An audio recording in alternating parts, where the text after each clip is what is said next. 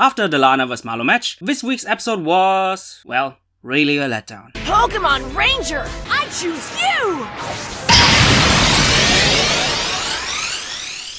What's up my dear boys and girls, it's Ranger Boy here and welcome to another review of the Pokemon Sun and Moon anime. What? Double upload? 2 reviews in 1 week? Well, I told you guys in my first review that I would do that, and here I am. So let's continue the Alola League with episode 131, Jessie vs James, Battlefield of Truth and Love. And again, disappointment is written really big in this episode. So if you want to know exactly why, then grab some popcorn, grab some cookies and let's do this. So the round of the top 16 in the Alola League continues and we get many thoughts and feelings before the actual battles. Sophocles being really nervous, and opposite to that, Kiawa is all fired up and can't wait to have some heated action with Acerola. Oh my. Meanwhile, Lillie is all like, Oni-chan, don't hold back against me, give me your full power. And Gladion is all like, no need to worry, I will. Spoiler alert, he won't, because why should he? Gladion is like that brother or that friend who knows that you really suck at something, but he still will tell you that you're great at what you're doing, because he doesn't want to hurt your feelings. Ah, good little brother. Protect your little sister. But let us not forget who the real main event of this episode is supposed to be, Jessie versus James. And while Jessie is totally daydreaming, just like back then when she did with the Colors Queen title, James is all laid back with zero motivations whatsoever. And honestly, I can't blame him. If you're constantly getting screamed at to purposely lose the battle to Jessie, I would be totally disinterested in the battle as well. But before we come to that battle, let's focus on one of our main protagonists, Sophocles, and his battle against Mina was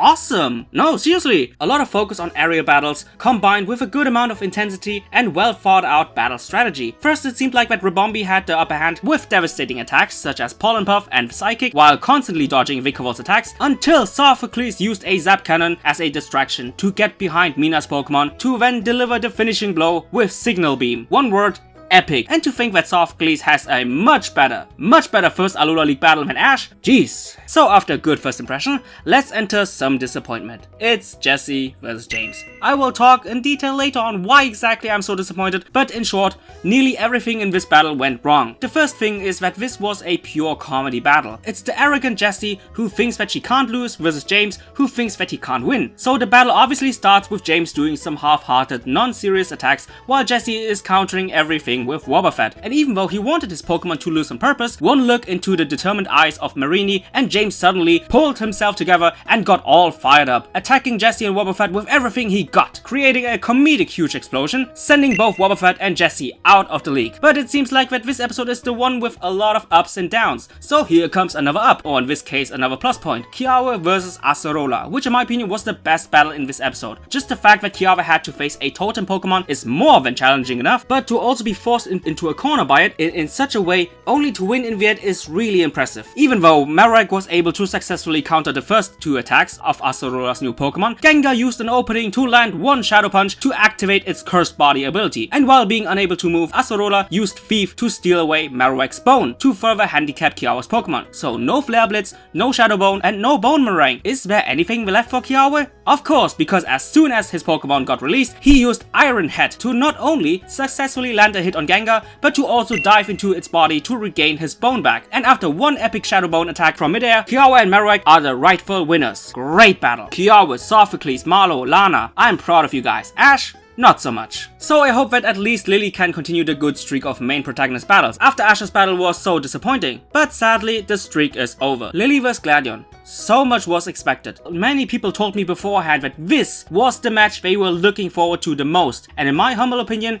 it did not reach the hype at all. And man, I am disappointed. And no, not even Lucamine's and Faber's public shaming of both Lillie and Gladion could save this match. And why? Well, I will explain later, but my god. Let's sum up the battle. Chiron activates Hail, while you're also using its Snow Cloak ability to dodge Blackie's attack, but sadly couldn't prevent Gladion's second attack to successfully hit. Lillie uses Z-move, Blackie flies in the air, but doesn't really seem to have taken any damage at all, because it immediately maneuvers mid-air and stomps Chiron and therefore Lillie's whole efforts with 1 Iron Tail. The end. Everyone being super proud and even Lucamine shedding a tear because of his rather rushed battle, and the episode ends with the reveal of the quarterfinal matchups and Rowlet planning something. So that's it, and without any more hesitation, ratings. What can I say about the story? So my relationship with this episode is kinda complicated. On the one hand, we had great till excellent matches with the likes of Kiawa and Sophocles, and especially the latter one really has pleasantly surprised me. Both had great strategy and were well paced, but on the other hand, we have the 2 letdowns of the episode. First, Jessie vs James, aka the supposedly main event of the episode, and since it was the main focus of the title, we were expecting a lot from this one. Not only comedy, but also some emotions, some display of a past and their relationship, and maybe some Gen 1 cameos. Just imagine if, for example, Arbok and Weezing